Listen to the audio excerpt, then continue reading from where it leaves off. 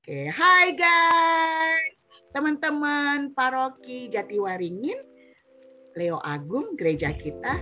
Kali ini dengan Pep Talk, Holy Pep Talk UBK, episode kedua. Dengan saya Nana dan teman host saya Rio, ketemu lagi guys. Oke.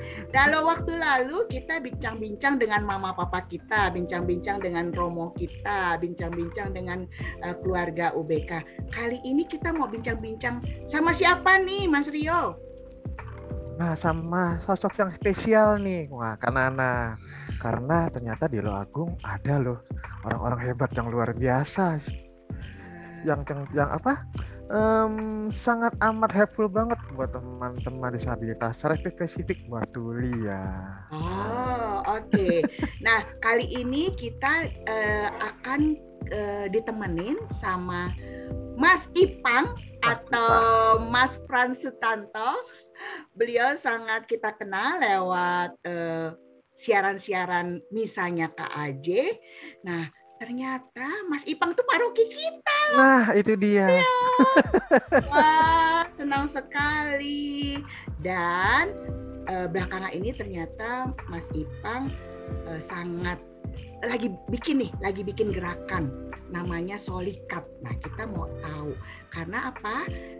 Holy Pep Talk pengen supaya umat paroki Leo Agung, paroki Jatiwaringin dan juga umat lain yang mendengarkan bisa lebih mengenal, dengan mengenal kemudian lebih sayang, dengan sayang kemudian kita bisa inklusi gitu ya. Inklusi, betul. Oke, silakan tanpa panjang lebar, udah panjang lebar padahal ya. Dan jangan lupa ada Kak Lili yang selalu setia untuk Hai Kak Lili. penjuru bahasa isyarat. Penjuru bahasa isyarat kita. Oke. Pertama silakan Mas Rio bincang-bincang dengan Mas Ipang. Oke, ya. Mas Ipang. Hai. Oke. Ya, apa kabarnya nih? Puji Tuhan, sehat luar biasa. Sehat luar biasa. Makin padat nih ya menjelang makan suci. Iya, puji Tuhan. Puji Tuhan. Oke, terima kasih sebelumnya nih udah mau datang ngobrol-ngobrol sama kita. Kita kepoin nih. Boleh ya. Terlebih tadi tadi waktunya agak mundur sedikit karena bentrok sama jadwal tadi tugas prodiakon. Ya. Gak apa-apa Mas Ipang. Gak apa-apa. Kita habis ini kita 2 hari nih ngobrolnya. Minimal 2 hari. Minimal lagi ya. Oke, terlambatnya setengah jam. Ngobrolnya 2 hari. 2 hari boleh. Penitensinya 2 hari. Gitu ternyata. Oke. Nah, Oke Mas Rio, silakan. Mas Ipang, tadi Kak Nana sempat singgung Solikat. Nah, aku kepo nih, Solikat itu apa ya? Boleh dijelaskan mungkin kapan berdirinya dan apa sih menjadi semangat dari Solikat ini sendiri juga? Gitu. Oke. Kapan berdiri? Kalau kita diberkati itu pada tanggal 19 atau 20 Desember 2020. Yang memberkati itu Romo Didik dari Diosesan Surabaya by online. Dan itu adalah setelah 1 tahun sebelumnya teman-teman belajar bahasa isyarat ini sudah melayani, sudah praktek. Jadi kita nggak ujuk-ujuk langsung diberkati, tidak, tetapi sebelumnya kita berproses bersama. Gitu, kita latihan, kita dilatih juga bersama teman-teman tuli, mengenal dunia tuli, komunitas tuli, dan tahun 2020 itu awal-awal pandemi, yang saya pikir, waduh, ini kayaknya tidak akan berlanjut lama kita belajar, karena lebih enak sebetulnya kita belajar itu secara tatap muka. Tetapi ya puji Tuhan berkat teknologi kita masih bisa berproses, dan bukan hanya berproses aja, tetapi pelayanan kita ternyata yang nggak saya kira-kira itu semakin luas. Mbak Nana dan Mas Rio. Gitu. Jadi yang selama ini kita layani sebelum pandemi itu adalah teman-teman tuli di Jakarta, tetapi sejak pandemi itu lintas kuskupan. Wow, luar Gitu. biasa. Nggak cuma KAJ doang berarti ya? Bukan cuma KAJ. Kita berjejaring awalnya dengan lintas regio kuskupan di Jawa, sampai akhirnya juga teman-teman di luar regio Jawa juga ada yang ikutan juga. Dan ya puji Tuhan saat ini saya nggak sendiri gitu. Udah banyak sekali teman-teman yang mengenal dunia tuli, belajar bahasa isyarat. Salah satunya Bu Lili ini. Aduh. Iya, makasih Bu Lili. Saya nggak nyangka bahwa bakal dapat teman separoki begitu. Iya, kurang lebih itu Mas Rio. Oke. Nah, kalau Solika sendiri kepanjangannya apa, Kak Ipang? Oh, kepanjangannya adalah sobat atau sahabat ya, sobat tuli Katolik. Itu kepanjangannya. Sobat Tuli Katolik. Oh, jadi Solika. Kita mendedikasikan kita untuk menjadi sahabat, teman seperjalanan bagi komunitas tuli, baik yang ada di Jakarta maupun yang di mana aja. Nah, Mas Rio, aku kepo ya. Aku boleh nanya ya. Jadi di Solikat itu justru teman-teman yang bukan tuli atau membernya aja ya, anggotanya itu teman-teman dengar apa teman-teman tuli atau boleh dua-duanya? Oh, jadi begini. Sebelum Solikat saya sendiri melayani komunitas tuli itu sudah tahun ini 20 tahun ya. 20 tahun melayani. Umuran saya, bukan. Nah, komunitas tuli yang saya layani itu adalah Patuka, Paguyuban Tuli Katolik. Gitu. Selama 18 tahun saya melayani mereka sendiri. Dan kok makin lama saya merasa kebutuhan teman-teman tuli ini semakin meningkat, kebutuhan pastoral, kebutuhan pelayanan sosial, kebutuhan katekese, dan macam-macam lagi. Dan kelihatannya itu saya tidak bisa menjalankan itu sendiri. Gitu. Lalu kemudian saya berinisiatif, saya berbicara dengan teman-teman tuli, yuk kita bikin sebuah pelatihan yang semoga bisa melayani teman-teman tuli. Kita mulai dari pelatihan doa-doa dasar Katolik, terus Ekaristi, seperti itu. Nah, karena setelah kita berproses selama setahun tadi, seperti saya katakan, kita ini orang-orang dengar. Sementara Patuka yang saya layani itu kan orang-orang tuli, nggak mungkin orang dengar lalu kemudian masuk dalam dunia tuli, karena mereka juga ingin ya memang judulnya Paguyuban Tuli ya. Jadi ya kita hormati bahwa mereka memang khusus untuk orang-orang tuli dan Katolik. Ya sudah. Kalau begitu mari kita bermitra antara orang tuli dan orang dengar. Awalnya seperti itu. Orang dengar yang kita saling sinergi, saling dukung sebagai teman seperjalanan dalam melakukan peziarahan hidup ini. Begitu. Nah, pada saat saya dan teman-teman membuka kelas bahasa isyarat, nah kami buka untuk umum siapa aja. Tapi termasuk juga ada teman yang HOH atau Hard of Hearing. Dia yang memang dari kecil itu tuli gitu, tetapi karena dia terbiasa oral dan dia mau belajar bahasa isyarat, nggak mungkin kami usir juga, dan akhirnya dia pun juga masuk dalam bagian kita. Nah, akhirnya kalau saya bilang semuanya adalah orang dengar, nggak juga, padahal di dalam kita juga ada teman yang punya hambatan pendengaran juga, begitu. Nah, jadi saya membuka diri akhirnya, kalau seandainya yang penting adalah kita melayani teman-teman tuli, apakah itu berasal dari orang dengar, atau bahkan orang tuli sendiri itu sendiri yang punya visi yang sama dengan kita untuk sama-sama melayani. Seperti itu. Berarti terbentuknya itu pertama-tama ingin memfasilitasi teman-teman tuli, dan ini akhirnya malah jadi inklusi ya Mas Rio ya.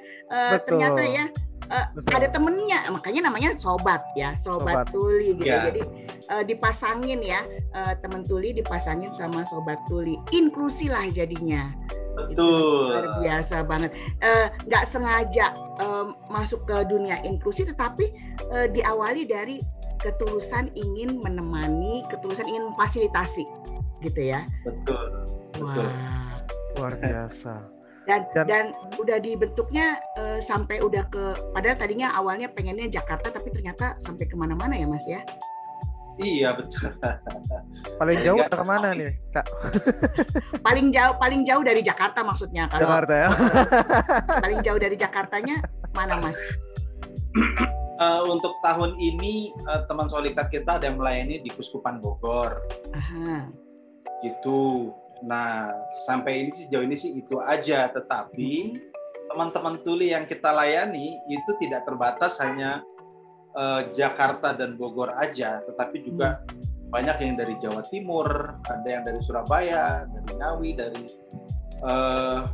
ya dalam perjalanan kita sebelum diberkati itu antara tahun kita kan mulai pelatihan pertama itu tahun 2019, November 2019, dan rencananya kita selesai itu bulan Maret atau April lah begitu, itu maksimal Mei.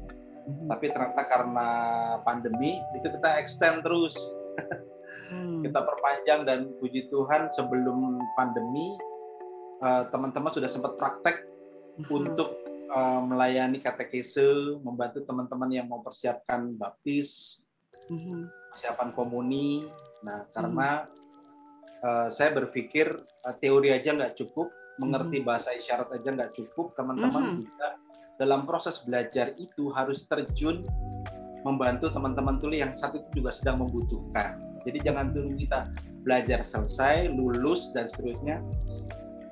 Saya sudah cemplungkan mereka dalam pelayanan-pelayanan yang selama itu saya rutin lakukan. Itu seperti membantu menerjemahkan untuk persiapan baptis, komuni. Pelan-pelan mulai saya bagi-bagi teman-teman tuh. Kayak begitu.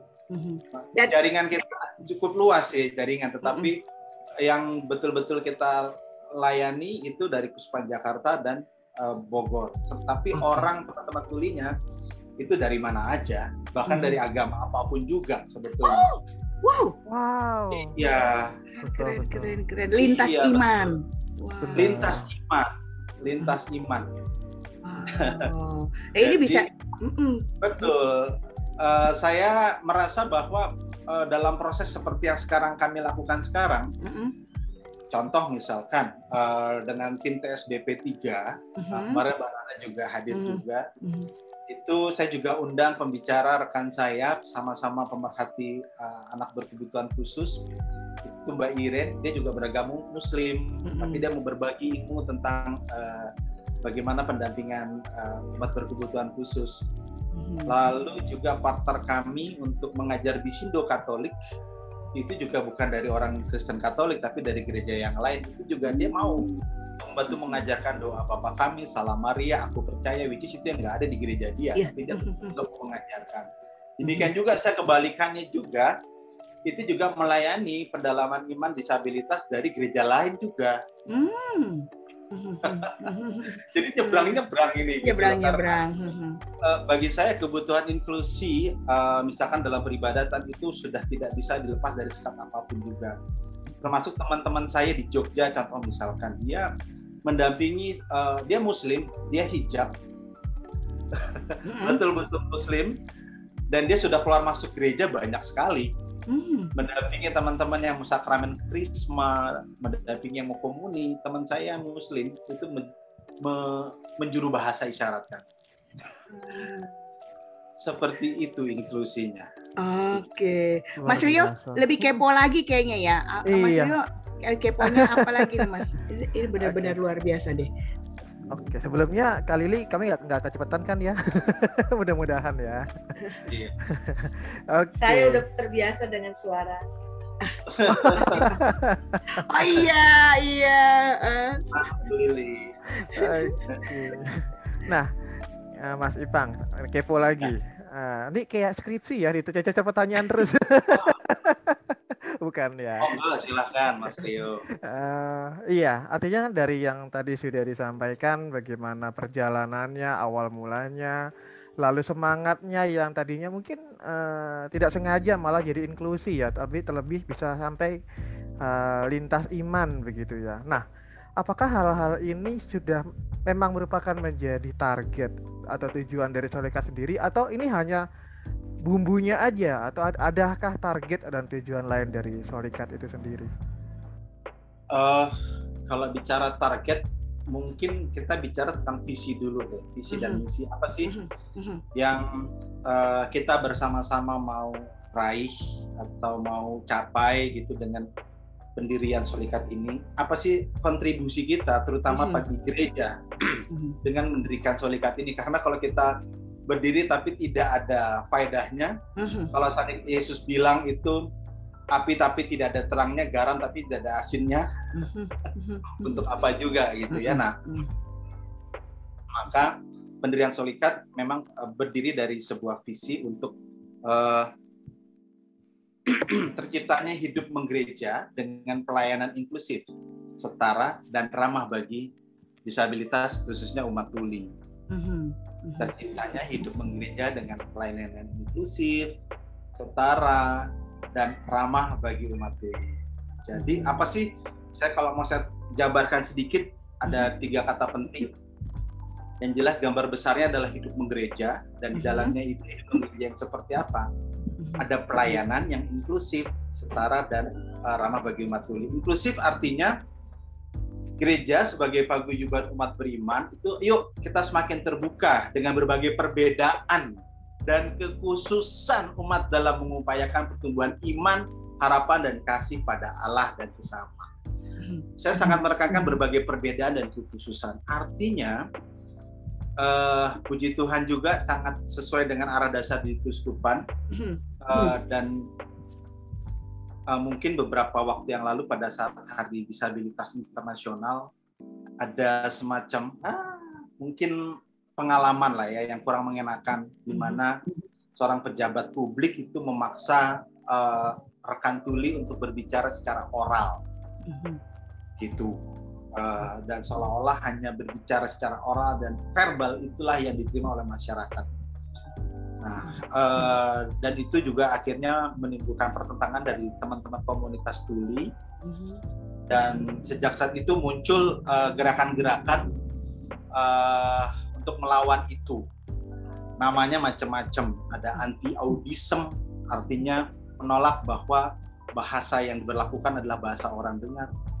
Ableism, anti-ableism artinya fasilitas, terus pelayanan atau kehidupan ini seolah-olah hanya berpihak pada mereka yang able, belum pada yang disable, begitu. Termasuk juga kebijakan, peraturan dan seterusnya. Anti-normalism, apa itu artinya? Artinya semuanya itu ditolak ukuri dengan orang-orang yang memang tidak punya hambatan apapun. Nah, bisa jadi itu pun juga terjadi juga di gereja kita. Audism, ableism, dan normalism itu. Artinya bertahun-tahun lamanya kita di gereja itu dengan sesama orang dengar, sesama orang awas, sesama orang lihat, sesama orang yang pemikirannya tidak ada hambatan. Nah, ketika mereka bertemu dengan pengalaman umat yang berbeda dengan mereka, di situ sudah mulai ada sudah mulai mungkin kekurangan cocokan, dianggap sebagai gangguan dan seterusnya. Nah, padahal Yesus sendiri tidak pernah mengatakan bahwa gereja yang didirikan di atas Rasul Petrus itu hanya khusus untuk orang dengar atau orang awas atau orang yang tidak punya hambatan apapun, tetapi untuk semuanya. begitu. Nah, maka ya semoga gerakan Solikat ini akhirnya juga mencerahkan juga, bukan hanya sekali lagi buat tuli aja, tetapi juga terbuka bagi semua hambatan apapun juga. Kita terbiasa untuk berdampingan bersama-sama sebagai paguyuban umat beriman. Lalu yang dikatakan dengan setara, apa sih setara? Artinya salah satunya adalah dalam hidup menggereja kita punya panggilan yang sama dalam baptis kita. Bukan hanya kesetaraan dalam pelayanan, dilayani, didata, tetapi juga dalam berpartisipasi di dalam gereja. Nah, Mas Rio, kemarin saya baru diskusi sedikit dengan Mas Ferry, teman-teman. Salah satunya dia mengusulkan bahwa kalau seandainya ada umat berkebutuhan khusus di paroki, setidak-tidaknya dia bisa baca, beri kesempatan dia jadi lektor atau lektris. Oke, kalau teman tunanetra bisa bicara jelas, membaca jelas, tetapi mungkin agak text time memang ya, karena harus baca braille. Kalau teman tuli, dia bisa membaca juga, tetapi mungkin suaranya yang nggak jelas. Teman tunadaksa, dia bisa bicara cepat, bisa membaca cepat, jelas, tetapi untuk naik ke podium perlu waktu.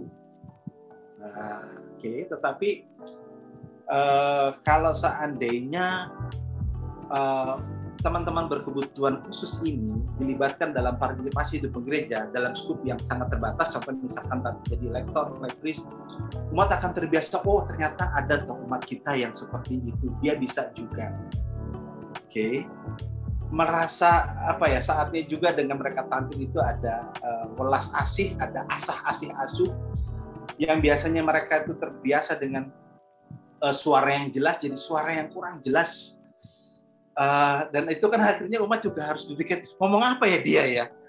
Mungkin kalau seandainya lektor biasa masuk kuping kiri keluar kuping kanan karena sudah terbiasa, tapi kalau seandainya tuli yang membacakan, dia akan pasang telinga baik-baik ini. Benar. Ngomong apa ya? Dia akan pasang telinga 2-3 kali lebih kencang daripada biasa. Seperti itu. Kalau itu terbiasa, bagi saya inklusif terjadi. Sama seperti saya pertama kali melayani di katedral juga sama. Di awal saya melayani sampai akhirnya diterima dengan sangat biasa sekali, itu perlu waktu bertahun-tahun. Saya harus diusir dulu, saya harus dikeluarin dulu. Kita akhirnya harus pindah-pindah tempat dulu sampai akhirnya puji Tuhan diterima kembali. Awal-awal memang kita nggak bisa menutup semua orang akan melihat kita interpreter. Itu udah pasti. Tapi sekali lagi itu bukan tujuan kita untuk dilihat. Kita bukan mau jadi selebritis yang dilihat umat. Jadi salah jadi interpreter supaya jadi diperhatikan umat. No. Gitu. Tetapi sekali lagi melalui kita, umat tuli, bahkan umat yang lainnya dibawa lebih dekat pada Tuhan. Itu harapannya. Saya selalu mengajarkan ke teman-teman juru bahasa isyarat, please harus serendah hati mungkin, kamu harus siap untuk melayani bahkan tanpa diperhatikan orang di tempat yang paling pojok, bahkan mungkin hanya satu orang, bahkan mungkin kamu melayani tidak tahu apakah ada orang tuli atau tidak, tetapi kamu tetap melayani di ujung kamera, kan kita nggak tahu ada orang tuli atau tidak, tapi saya percaya dan yakin ketika ada satu tuli aja membuka YouTube misa dan ada bahasa isyarat, dia sudah merasa gereja mulai menyapa dengan bahasa isyarat. Nah, itu kesetaraan yang kita harapkan, mulai dari melibatkan mereka sampai akhirnya umat terbiasa untuk tahu ada orang lain yang di luar dari kebiasaannya dia, di luar dari tanda petik kenormalannya dia. Ramah sekali lagi adalah mengakomodir sarana pendukung yang dibutuhkan untuk mengatasi hambatan apapun termasuk pendengaran yang dialami oleh umat tuli. Seperti adanya juru bahasa isyarat, typist, pointer, serta sarana bantu visual lainnya. Itu yang visinya. Bicara soal target apa ya? Saya sih harapannya gini aja, di Keuskupan Agung Jakarta ada 60 berapa paroki ya Mbak ya? Saya lupa, 68. 62. Udah 68 ya? Cepet banget, itu belum termasuk stadion. Nah, saya nggak berharap, tetapi one day setiap paroki minimal punya 2 juru bahasa isyarat aja. Begitu. Oke, di paroki kita kebetulan sudah ada 2 nih gitu atas minimal. Itu dia. Udah luar biasa. Iya, tapi tetap akan kurang begitu. Karena saya sendiri juga bantu backup bagi beberapa paroki yang bahkan belum ada juru bahasa isyaratnya sama sekali, itu banyak banget. Seperti itu. Harapannya sih itu ya. Dan puji Tuhan sekarang sudah mulai, gerakan ini sudah mulai bertambah. Mungkin belum jadi JBI, tetapi ya sobat tuli itu artinya untuk menjadi sobat tuli tidak harus pinter juru bahasa isyarat, walaupun memang keterampilan dasar yang diharapkan dimiliki adalah bahasa isyarat untuk komunikasi pengantar sehari-hari setiap saat bertemu teman-teman tuli, tetapi juga teman-teman bisa jadi typist, tadi saya bilang, jadi pointer. Anda bisa sharing pengalaman teman-teman punya kemampuan di bidang wirausaha, itu pun juga bisa dibagikan. Jadi banyak kok teman-teman, jadi jangan usah takut, wah saya harus bisa bahasa isyarat ya, enggak juga sih. Yang penting Anda harus punya hati dan komitmen untuk melayani. Itu aja. Betul. Aduh, saya melihat Bu Lili ini nih hampir hopeless juga awal-awal belajar. Bisa nggak nih gitu, karena faktor usia dan seterusnya. Saya itu pensiunan Mas dan segala macem gitu, enggak Bu. Saya sangat toleran walaupun ada kurang-kurang sedikit, tapi kalau ada niat untuk melayani, baru di belakangnya ini Bu Lili langsung progresnya cepat, luar biasa banget. Iya, top banget loh Mas. Oh, kita Bina Iman 2 minggu sekali, terus kita belajar Bisindo dasar yang doa-doa Katolik 2 minggu sekali, nemenin komper komuni pertama, ada satu teman tuli di paroki, Kaili ada juga, wah pokoknya, dan bahkan yang tahun ini Paskah, padahal tadinya kita nggak punya pemikiran ya untuk ada misa bersama UBK.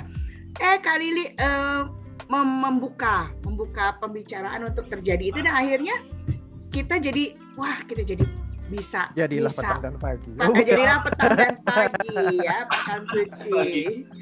Setuju. Wah, saya dapat infonya dari Bu Lili aja tuh, Mbak Nana, Mas Rio, ini UBK lagi begini. Oh iya. Biar Mas Ipang inilah konsentrasi di KAJ, terus kita kan bantuin supaya masa Mas Ipang ada di KAJ, masa paroki Leo Agung masa nggak bagus gitu. Jadi kita semangat nih. Tapi semangat pertama-tama karena inklusi tadi seperti Mas Ipang bilang, saya senang banget tuh dengan kesetaraan, inklusi, ramah disabilitas. Udah pasti kita mau kayak gitu juga nih. Kita dapat semangat ini ya Mas Rio ya. Betul banget. Senang sekali. Nah, Mas Ipang, mau nanya lagi. Ini kan tadi kan visi misi, terus kemudian targetnya itu besar sekali ya. Dan itu tadi Mas Ipang aja awal-awal ini saya nggak bisa sendiri nih. Nah, ini Solikat nih sampai sekarang kolaborasinya udah sama siapa aja, udah gimana Mas? Supaya kita bisa belajar juga dari situ. Teman-teman mungkin yang dengar ini, terutama mungkin kalau dari paroki lain, oh ternyata kalau mau bikin Bina Iman UBK itu nggak bisa sendiri memang. Kita mesti siapa aja nih Mas? Kalau dari Mas Ipang sesuai dengan pengalaman, siapa aja sih yang mesti kita ajak berkolaborasi? Wih, banyak banget ya istilah stakeholders-nya atau pihak-pihak yang perlu kita ajak bekerja sama. Yang udah pasti pertama-tama adalah komunitas disabilitas itu sendiri. Jadi ada bukan semboyan tapi semangat. Jangan bicara disabilitas tanpa melibatkan disabilitas. Betul banget. Itu yang pertama-tama dulu. Maka saya juga selalu mengusahakan menggandeng teman-teman tuli dalam kegiatan pelatihan bahasa isyarat, terus edukasi tentang budaya tuli dan seterusnya. Dan lebih baik memang belajar dari teman-teman tuli itu yang sebagai narasumbernya langsung, walaupun setiap tuli itu bahasa isyaratnya beda-beda, ya nggak apa-apa. Saya memfasilitasi aja untuk bertemu dengan komunitas-komunitas ini. Terus yang kedua, saya juga kolaborasi dengan paroki-paroki begitu, dan puji Tuhan semakin hari semakin banyak paroki-paroki yang ber-JBI, berjuru bahasa isyarat. Lalu dengan komisi-komisi di kuskupan begitu, kelihatannya hampir semua komisi itu sudah bekerja sama dengan kami. Di tes BP 3 aja itu sudah ada 3 komisi di situ, katekese, kerasawan kitab suci, liturgi. Sebelumnya juga kita dengan komunitas-komunitas juga seperti Pukat, terus Pemikat yang sekarang lagi kerjasama dengan Pemikat KAC, terus dengan Komisi Kepemudaan. Nah itu dari komisi-komisi. Lalu dari komunitas-komunitas doa seperti karismatik, apalagi nanti saya buka lagi, banyak banget soalnya. Okay. Nah, memang harapannya inklusi ini tidak hanya untuk gereja teritorial, tetapi juga kategorial juga perlu. Iya, karena seperti yang saya katakan, teman kita aktif juga Ligo Maria walaupun dia tuli. Gitu. Terus makin hari keingintahuan teman-teman dalam bidang kitab suci juga tinggi sekali, kepo banget mereka dengan kitab suci. Nah, itu terus juga dengan lembaga-lembaga pemberdayaan komunitas yang lain seperti UMKM Cares, terus kemudian kelompok komunitas disabilitas lintar religius, seperti itu. Apalagi ya? Kayaknya jadi semakin banyak justru semakin ringan ya. Betul. Saya sendiri sama teman-teman disabilitas yang lain di Kuskupan itu juga kolaborasi dalam paguyuban disabilitas KAJ. Udah ada itu ya Mas? Udah ada? Sudah ada sih, sudah ada. Bahkan saya juga pernah audiensi khusus untuk teman-teman bersama tunanetra khusus di KAJ. Mas Ru kayaknya juga ada juga ya waktu itu sama Mas Ferry, Mas Pak Robert Ricora. Pokoknya tokoh-tokoh tunanetra Katolik kita juga the best ini, termasuk Mas Rio ini. Iya, makanya kami di Bina Iman UBK langsung Mas Rio jadi. Kemarin Mas Rio tugas organis, terus udah gitu tugas baca jalan salib, Mas Rio lektor. Terus udah gitu ini Mas Rio jadi hostnya Pep Talk UBK. Jadi benar tadi kata Mas Ipang bahwa omong kosong kalau misalnya Bina Iman UBK nggak ada teman UBK yang justru dilibatkan. Kami Mas Rio nih pengurus BIUBK-nya Leo Agung loh. Jadi kami direm nih, kalau kami punya ide apa, kami selalu nanya, Mas Rio ini benar nggak ya? Nanti ada kesalahan nggak kalau misalnya kita mengundang netra yang begini atau kita, jadi kita punya rem. Kan kita kan saking semangatnya tuh, Mas Ipang kadang-kadang teman relawan saking semangatnya pengen apa. Nah, yang rem Mas Rio, yang itu jangan, yang ini oke, yang ini. Nah, jadi kita enak nih, gitu Mas Rio, Mas Ipang. Keren. Karena Mas Rio juga punya potensi. Kita melihat banget Mas Rio punya pandangan yang luas, punya bagaimana hatinya pengen, itu dia jadinya senang. Kami juga pernah ini loh sama Kak Lili diajarin ketemu sama Desi ya. Desi yang ngajarin Bisindo. Seneng banget. Oke. Mas Rio, ayo Mas Rio. Ada yang mau tanya nih, penasaran dari tadi nih. Boleh, jangan sampai nanti penasarannya sampai besok pagi. Ayo Mas, tanyain. Nah, Mas Ipang, tadi kan sempat cerita ya udah ber-20 tahun ya berkegiatan bersama dengan teman-teman tuli gitu kan. Ya. Itu bukan waktu yang sebentar ya, 20 tahun tuh kalau anak udah kuliah kali ya. Udah kuliah, udah lulus. Udah lulus. Udah minta kawin malah bukan ya. Iya, artinya kan bukan waktu yang sebentar. Tentu mungkin ada pengalaman menarik ya, pengalaman yang menyenangkan atau pengalaman yang mungkin sempat ada pengalaman menyedihkan juga bersama dengan teman-teman tuli ini. apa sih yang mungkin bisa di-sharingkan dan bisa menjadi pengetahuan mungkin inspirasi juga buat pendengar-pendengar kita nih di rumah gitu. Oke.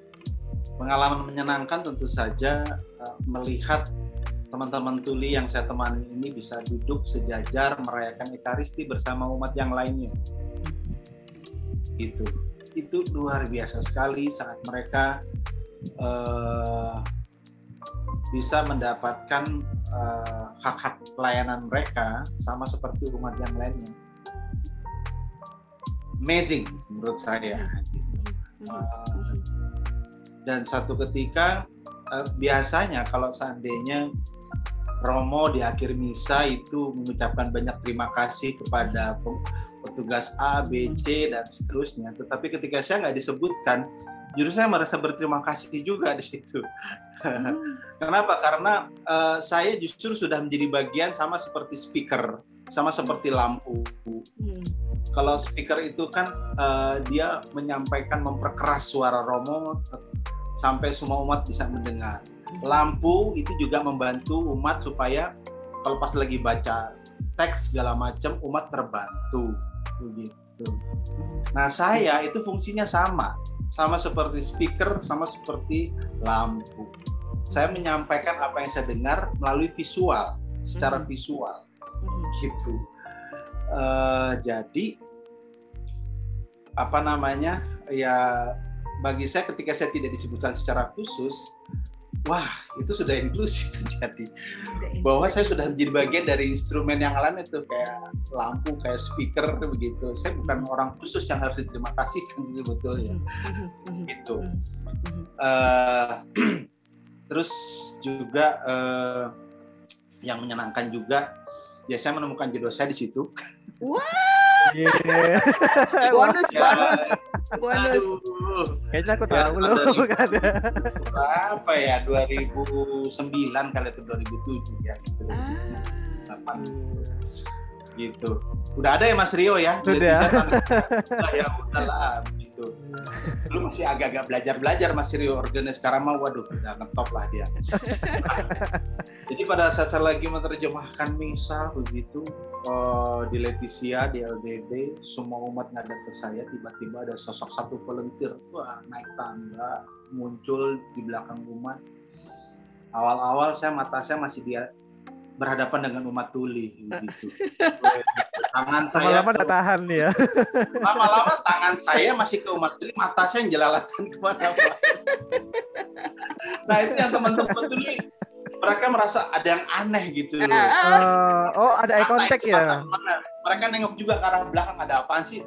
Si Mas Frans Dwi ini lagi ngeliatin apa sih ke belakang? Aduh ya ampun. Nah ya bagi saya kalau seandainya saya tidak menemukan pendamping hidup yang tidak saya temukan di dalam ladang ini, dalam pelayanan ini, memang pasti akan sangat sulit sekali. Iya. Kenapa? Karena hampir setiap misa kita nggak pernah bersama-sama. Baik waktu masih pacaran, waktu masih pas belum punya anak, sampai sekarang punya anak pun begitu. Itu kita bisa duduk misa bersama, mungkin bisa dihitung dengan jari satu tahun itu kapan. Apalagi kalau saya nggak tugas JBI, kadang-kadang saya tugas perdiakon sekarang. Ayo, makin susah lagi kesempatan. Oke, tapi ya itulah. Tuhan menemukan saya pada pendamping hidup di pelayanan yang mungkin dia nggak melayani lagi sebagai volunteer, tapi at least dia paham lah siapa saya sebelum kita menikah. Yang menyedihkan ya sekali lagi ketika saya lelah dan capek menjelaskan suatu khotbah yang tinggi-tinggi, bahasa tinggi-tinggi, lelah capek, tetapi bagi saya tidak terlalu capek menghadapi umat yang mungkin belum terbuka wawasannya terhadap gereja inklusi. Seperti tadi yang saya pernah ceritakan bahwa saya pernah juga untuk dikeluarkan dari gereja, gitu, dituduh sebagai pencuri perhatian umat. Ya ampun. Gitu. Ya, dan saya akhirnya nggak boleh melayani lagi pada tengah-tengah misa. Dia nggak tahu ada banyak umat tuli yang ikut misa dan dia tergantung dengan saya. Gitu ya sudah, saya nggak boleh melayani lagi. Gitu. Mas Ipang ganteng sih, Mas Ipang ganteng jadinya dituduh mencuri perhatian. Romonya tersaingi. Romonya tersaingi mungkin. Beda, kalau saya diem-diem aja mungkin kelihatan manis, Cie. Enggak. Tapi Iya. kalau saya sudah menerjemah, boleh ketawa. Dari terjemahan itu ya. Tapi kalau saya menerjemahkan itu, pasti muka saya mencang-mencong kemana tahu begitu. Karena saya nggak peduli muka saya dilihat jelek, cakep atau fotogenik ketika saya lagi menerjemahkan. Nggak apa-apa gitu. Karena banyak sekali foto-foto saya pas lagi bertugas itu mukanya mencong kemana, mulutnya kemana. Kan saya bukan foto model gitu. Iya, ya. benar-benar. Itu kan penjiwaannya ya pada saat. Penjiwaan gitu. Mereka butuh ekspresi saya untuk Betul. menangkap khotbah dan seterusnya, bukan hanya isyarat saya. Iya, Tangan benar. saya. Lalu yang menyedihkan yang lainnya adalah selain tadi bukan hanya umat atau bahkan hierarki yang mesti perlu waktu dan wawasan untuk perluas. Nah ini juga tantangan dari teman-teman tuli sendiri. Memang nggak mudah juga. Gitu yang justru tantangan terberat dari lingkungan orang-orang terdekat yang justru kita layani. Jadi ada beberapa teman-teman tuli tertentu yang mungkin menganggap pelayanan kita ini kurang positif gitu ya. Terus kemudian juga ada kecenderungan mereka justru malah mau yang eksklusif, tidak mau bermitra, bekerja sama secara setara dengan orang-orang dengar dan seterusnya. Ya bagi saya ya sudahlah gitu. Saya bilang sama Bu Lili juga menjadi pelayan buat ya saya nggak tahu untuk yang lain ya, mungkin sama juga termasuk juga buat teman-teman tuli. Itu kita sama seperti pelatih tinju atau pelatih bela diri. Ya nggak mungkin kita akan menghindar kalau seandainya murid kita itu justru bisa mukul kita. Justru guru yang baik, seifu atau master yang oke, dia akan sangat senang kalau seandainya dia dipukul sama muridnya. Karena itu artinya muridnya sudah lebih jago dari dia. Gitu. Saya juga pernah punya pengalaman teman saya mendampingi panti rehabilitasi narkoba di Sentul, itu punya Romo Somad, Kedaton Parahita. Dia cerita sama saya beberapa kali dia justru dipukul sama warga dampingannya, dan sebagai pendamping dia nggak boleh pukul balik. Gitu. Iya, karena dia harus pahami tentang kondisi mental warga dampingan, dan demikian juga dengan saya. Gitu. Banyak juga pandangan-pandangan sinis gitu, curiga-curiga dan seterusnya. Bagi saya semua orang menilai begitu. Dan saya percaya bahwa ini karya dari saya atau karya dari Tuhan, silakan lihat nanti dari buah-buahnya aja. Seperti itu. Oke. Nah, ini juga dilihat sama teman-teman waktu saya ngobrol dengan paguyuban disabilitas, ada kecenderungan teman-teman disabilitas ini mereka cenderung untuk nyaman dengan komunitas sesama disabilitasnya, hambatan. Bagi saya ini bukan hanya tuli aja, saya nggak tahu nanti bisa diproses sama Mas Rio. Itu bisa saya alami, bisa mungkin juga karena tidak mudah mencari orang-orang yang sepaham, sedunia, senasib dengan mereka. Begitu. Maka teman-teman tuli dari manapun juga mereka di penjuru Jakarta dan Depok, Tangerang, Bekasi, mereka akan lebih senang untuk kumpul-kumpul dalam komunitasnya, gitu. Karena ada rasa semasif, rasa penanggungan. Nah, tapi kan sebagai sebuah bagian dari gereja, mereka nggak mungkin hanya dalam paguyuban itu boleh, tetapi pelayanan mereka harusnya sudah kembali ke paroki masing-masing. Mereka pun juga harus terbuka dengan disabilitas yang lainnya, terbuka dengan orang-orang non-disabilitas.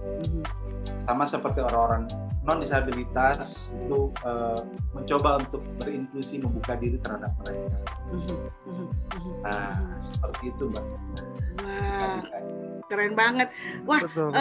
seneng banget dengarnya Mas Ipang. Soalnya kita juga kemarin baru memulai itu ya, jalan salib bareng-bareng. Itu luar biasa, Mas Ipang. Kami yang relawan berdelapan. Waktu kemarin ada 25 orang yang hadir. 8 orang itu relawannya. Terus kemudian selebihnya adalah UBK-nya. UBK-nya itu campur semua, dari yang tuli, dari yang netra, dari yang grahita gitu ya. Itu mereka bisa saling menerima, dan kita juga kita juga bisa saling Mas Rio jadi lektor, terus kemudian ada teman tuli yang doa ya Kak Lili ya, Revina doa diucap. Revina, gitu. Ya Revina doa diucap. Belum jadi Katolik, tapi doa bagus banget doa. Terus teman-teman yang Down syndrome juga baca gitu ya. Jadi kami tuh terharu gitu yang malahan yang teman-teman relawan, ini bisa kita teruskan lagi cara seperti ini. Kalau bisa offline nanti ya Mas Rio kita. Amin. Amin. Kalau udah selesai Omikron. Betul Mbak Nana, ini baru beberapa kan belum lama ya. Tim UBK kita ya, belum ada setahun, beberapa bulan betul Oktober, ya. dari Oktober tahun lalu baru. Oh, bulan Oktober. Belum genap 6 bulan, kurang lebih 6 bulan sudah ya. Nah, tetapi ini bisa gemanya itu udah sampai kemana-mana ini UBK Leo Agung ini. Satu ketika malam-malam saya diundang untuk diskusi Pekan Suci yang inklusif. Atau bukan hanya Pekan Suci, tapi juga menghidupkan kembali kelompok UBK di satu paroki di Tangerang. You know what? Siapa yang menjadi contoh dan role modelnya? Dikasih lihat flyernya si UBK Leo Agung lah. Wah, serius. Di Tangerang ya? Di Tangerang. Ya, itu pernah kan Nana? Kita bina iman UBK itu ada yang satu orang namanya Bambang ya Mas Ipang? Iya. Nah Bambang itu kan nongol, terus kita kan nggak ada yang tahu. Karena bilangnya teman Kak Lili bukan, gitu kan? Kita ternyata teman dengar, tapi dari paroki Tangerang itu. Karawaci. Karawaci. Dia kayaknya sama si Hendra. Hendra minta dia masuk, tapi dia tutup kamera kan? Kita nggak tahu. Ternyata mereka screenshot. Iya. Padahal kalau minta langsung sama kita juga suka ya ngasihin fotonya. Yang wah seru banget. Oke. Mas Ipang, nih pengen tahu lagi. Tadi menyambung yang pertanyaannya Mas Rio bahwa 20 tahun Mas Ipang udah bersama teman-teman tuli, dan tadi Mas Ipang menyampaikan pengalaman menyenangkan dan pengalaman menyedihkan ya. Nah, tapi kalau Mas Ipang, kami nih soalnya lagi belajar kan Mas Ipang. Kebetulan petanya UBK di Leo Agung itu yang tuli hanya 1 orang. Dan itu masih 12 tahun ya, sekitar 12 tahun gitu ya. Tapi kan kami banyak tamu teman tuli dari teman-temannya Mas Ipang sama teman-temannya Kak Lili yang di parokinya belum ada BI UBK gitu ya. Nah, kami pengen tahu lebih jauh, kami tuh kalau sebenarnya sama teman tuli apa yang perlu kami lakukan gitu, maksudnya selain JBI ya, selain kami puji Tuhan banget bahwa Kak Lili sama Mas Ipang ada di paroki kami gitu ya, ada di paroki kita, paroki kami. Nah, apalagi sih kalau dari sudut pandangnya Mas Ipang udah 20 tahun bersama teman-teman tuli, apalagi yang bisa kami usahakan lagi buat dalam hal ini teman-teman tuli? Keren. Ini semangatnya Mbak Nana luar biasa banget ini. Rumah tulinya cuma 1 di Leo Agung, tetapi kayaknya seolah-olah satu umat, satu paroki ini tulis semua. Semangatnya gitu loh, kayaknya ngotot banget. Bagi saya ini interest gitu loh, karena memang betul seperti yang saya sampaikan di TSBP 3, bicara tentang inklusi, bicara perhatian kepedulian terhadap teman-teman disabilitas, nggak bisa diukur dengan jumlah dan angka. Itu karena 1 orang aja teman-teman berkebutuhan khusus itu sama berharganya di mata Tuhan. Gitu. Saya kalau udah ngomong kayak gitu agak-agak terenyuh gitu ya. Nah, maka apa yang bisa saya lakukan? Siap-siap aja begini, karena teman-teman berkebutuhan khusus, terutama teman kuliah yang saya tahu, ketika mereka tahu ada satu gereja yang akses buat mereka, paham betul dengan kebutuhan mereka, kita akan menjadi sandaran mereka. Tetapi kita berharap ada aturan-aturan tertentu yang juga harus diperhatikan. Nah, contoh misalkan bisa terjadi juga dalam perjalanan waktu ada teman-teman tuli yang mungkin ada masalah dengan keluarganya, atau dia yang ingin menerima sakramen tertentu tapi tidak diakomodasi atau dibantu oleh parokinya, gitu. Nah, ini sudah jelas bahwa kita kerjasama dengan paroki tempat dari mana si tuli itu berada. Asalnya ya? asalnya. Contoh misalkan dia boleh belajar di kita, oke, tetapi tetap prioritas pertama adalah dia akan dibaptis misalkan di paroki asal. Kita sudah berikan surat keterangan. Itu pun sudah terjadi juga dengan kita sebelumnya. Pertemuan saya dengan Bu Lili itu karena saya menerjemahkan, membantu teman tuli dari paroki Kranji untuk menerima sakramen Krisma di paroki Santo Leo Agung. Gitu. Lalu saya koordinasi dengan paroki setempat di Kranji, memberitahukan, dan ada surat pengantarnya, dan diperbolehkan dia belajarnya di Leo Agung, menerima krismanya di Leo Agung gitu. Nah, tapi bisa juga belajarnya di kita, itu nanti kita bikin surat keterangan dia sudah layak dan bahkan dapat surat keterangan dari pastor paroki kita. Itu juga oke. Nah, termasuk juga misalkan ya mohon maaf ini karena bicara soal disabilitas nanti akan merembet kemana-mana, bukan hanya soal tidak iman aja gitu. Tapi juga soal kesejahteraan contoh misalkan. Nah, misalkan juga ada satu disabilitas yang ada kesulitan ekonomi di paroki tertentu, dia akan berkeluh kesah di kita. Nah, tugas kita sekali lagi kalau bisa membantu, oke, tapi juga tidak kalah penting, kita berkorespondensi dengan paroki asalnya dia, dengan PSE-nya misalkan, bahwa umat Anda namanya ini, lingkungannya ini perlu dibantu, mohon perhatiannya. Karena itu pun juga kita alami juga, sama seperti mungkin Mbak Nana ngerti juga. Ada teman disabilitas yang aktif di Keramat, di Kompak, kita nggak tahu, saya juga nggak tahu, tapi dia sangat baik sekali, teman-teman di Kompak kasih tahu saya berkorespondensi dengan paroki, dan akhirnya diperhatikan, dibantu dan dilayani. Nah, UBK Santo Leo Agung bisa jadi akan masuk dalam jaringan seperti itu. Nah, jadi memang bersiap diri aja, ini betul-betul jaringan inklusi sangat luas. Sekarang sekali lagi karena model pelayanan teman-teman disabilitas sekarang masih tersentralistis dengan paguyuban atau komunitas tertentu, belum kembali ke paroki atau teritorinya masing-masing.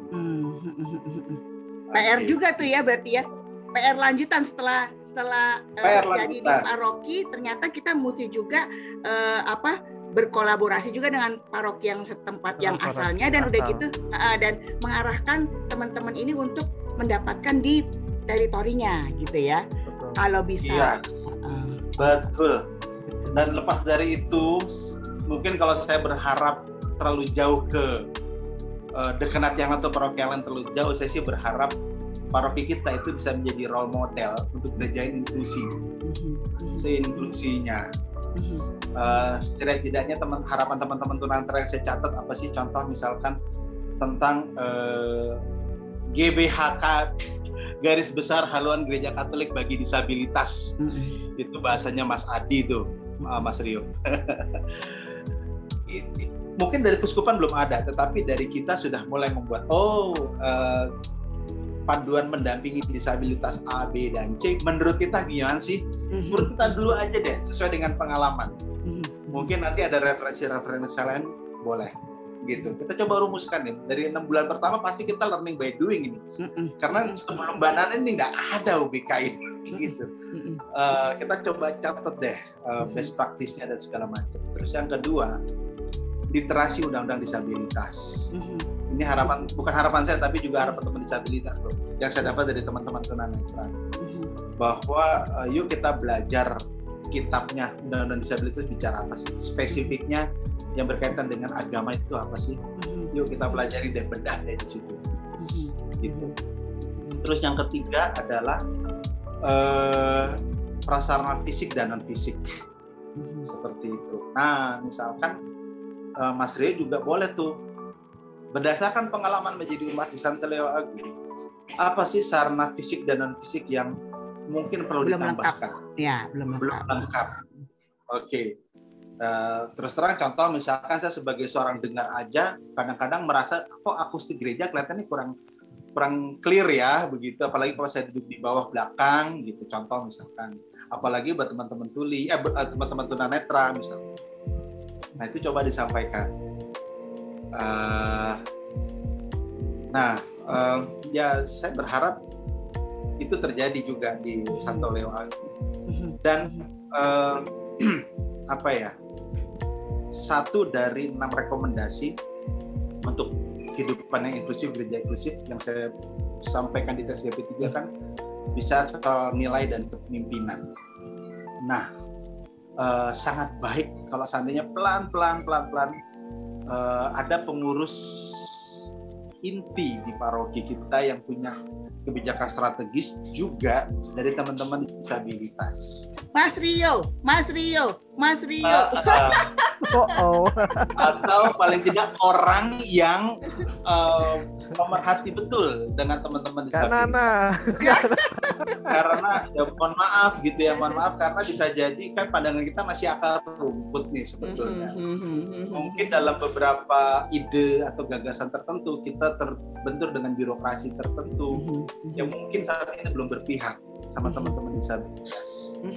Nah, maka ini angin segar kalau seandainya Mas Rio sudah boleh masuk, mungkin pelan-pelan nanti tambah lagi menjadi korbit misalkan, atau jadi DPH makan bukan jadi ketua dewan gitu ya, karena kita nggak berharap jadi ketua dewan, kita harus romo iya.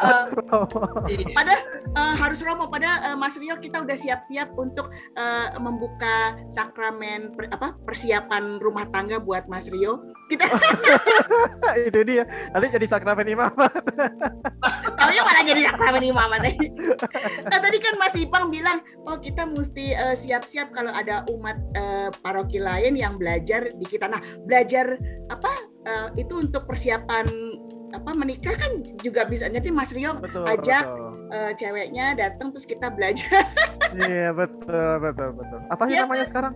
Kursus persiapan MRT. Oh iya. Kita mesti siap. Nanti ganti KRL ya, MRT ya. Ganti KRL. Oke. Mas Rio, semoga dapat paket lengkap ya Mas Rio ya. Jangan sampai pengalaman dari teman tunanetra yang lain, karena dari tunanetra di diskon harusnya 3 hari atau 4 hari jadi 3 jam. Wih. Nah, dalam mas kan ya mungkin agak repot kalau bolak-balik ke gereja berhari-hari. Mungkin kita padatkan aja materinya. Loh, apakah saya nggak tanya lagi sama Mas Rio, setuju nggak kalau seperti itu Mas Rio? Atau malah seneng? Hemat ongkos nih saya nih dari 3 hari jadi 3 jam. Kayaknya lebih setuju kalau sama yang lain ya, karena kalau dipadatkan itu kan pasti ada yang dipangkas dong. Betul. Dan saya ingat banget Mas Ipang kata Mas Rio waktu pertama-tama saya minta Mas Rio temenin ya jadi pengurus BIUBK. Terus saya tanya Mas Rio apa aspirasinya untuk kita bikin. Mas Rio bilang inklusi karena sebenarnya kami tidak mau diistimewakan. Kami mau sama yang lain. Kesetaraan tadi benar banget tuh Mas Ipang. Kesetaraan, inklusi, ramah disabilitas. Udah paling top lah. Benar-benar berarti Solikat tuh top banget ininya visinya tuh udah wrap up gitu loh. Saya belajar banget. Masih belajar.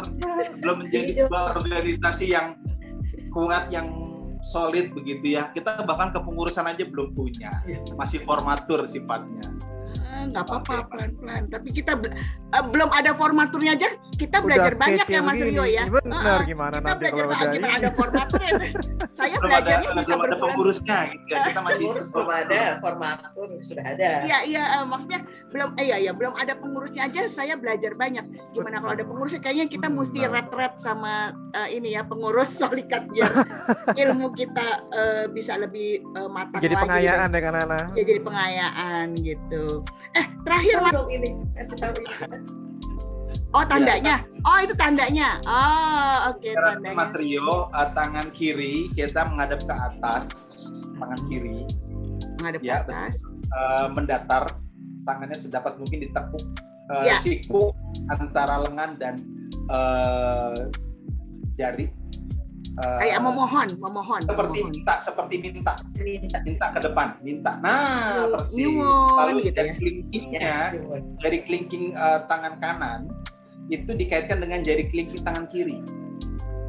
Jari kelingking tangan kanan lagi tengah ke atas, dikaitkan, jadi jari kelingking tangan kanan itu ngadep ke bawah, dorong tekan ke bawah, sementara kelingking tangan kiri ya tarik betul ke Mas. atas. Ya benar Mas, begitu Mas. Ya. Yes. Oke. Ya. Seperti Ini seperti itu lagi nama pegangan. isyarat. Oke. Nah, Oke. kalau boleh tahu sedikit tentang isyarat ini, karena ini adalah gerakan mengajak dari umat dari bawah ke atas, mengajak untuk semakin menghadap Allah, Tuhan, membawa orang pada Tuhan. Nah, siapa yang kita ajak? Yang kita ajak adalah mereka yang kecil, kelingking, lemah, kecil, miskin, tersingkirkan, disabilitas, yang tidak diperhatikan. Nah, tetapi kenapa yang digandeng itu tangan kiri juga? Artinya kita juga nah, kita ini adalah orang yang kecil. Kelingking tangan kiri itu juga kita kecil, kita lemah, kita masih banyak kekurangan, tetapi itu tetap tidak menjadi penghalang kita untuk membawa teman-teman yang saya katakan tadi, kecil, lemah, miskin, dan disabilitas itu dengan cara kita sekali lagi lebih dekat kepada Tuhan, merasakan kasih Tuhan. Wah, kita dapat bonus nih Mas Rio. Padahal kita tadi kelupaan nanya tentang ini ya, tentang filosofi logonya. Ternyata kita dapat ini masukan filosofi logonya. Nanti kita bisa ini nih mungkin kita bikin stempel bikin logo untuk BIUBK. Bisa juga memasukkan filosofi ini ya. Mas Rio, masih ada pertanyaan terakhir mungkin sebagai penutup? Masih di mute Mas, suaranya enggak di mute kok. Oh, nggak di mute. Oke, sip. Dari headset ternyata. Oke, ya. Tadi mungkin sempat disinggung sedikit sih, tapi semoga bisa lebih dijawab lagi dengan lebih spesifik ya, mungkin lebih mendalam juga. Kira-kira apa nih harapan dari Mas Ipang sendiri buat BIUBK Leo Agung, lalu juga paroki Leo Agung sendiri pada umumnya, dan mungkin juga ya bisa lebih luas lagi paroki-paroki lain ya, selain selain BI lagi selain paroki Leo Agung seperti itu. Oke. Melalui UBK Santo Leo Agung saya berharap banyak ini bisa menjadi rumah bagi umat berkebutuhan khusus di parokinya sendiri. Nggak usah jauh-jauh lah begitu, karena saya sering bertemu dengan umat anak atau ABK, anak berkebutuhan khusus, yang saya tahu dia orang Leo Agung, tapi saya lebih sering ketemu dia di mana, di tempat yang lain, mungkin di komunitas-komunitas lain seperti di Little Hand, Loki atau ada Little Hand di Sunter. Sunter. Betul.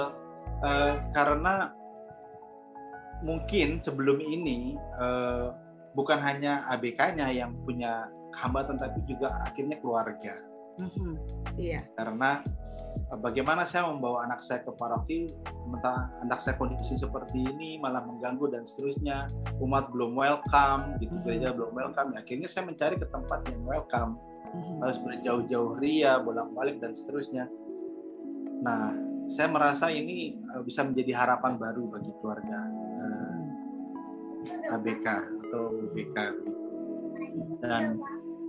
Dan juga bisa menginspirasi semakin ke atas ke para pengurus di dewan, romo paroki, bahwa tugas gereja itu bukan hanya sekedar mengizinkan UBK ini ada, selesai, tidak sampai di situ, tapi juga dengan kebijakan-kebijakannya, keberpihakannya, sarana dan prasarananya, ya no secret lah bahwa UBK itu memang pasti juga ada cost itu.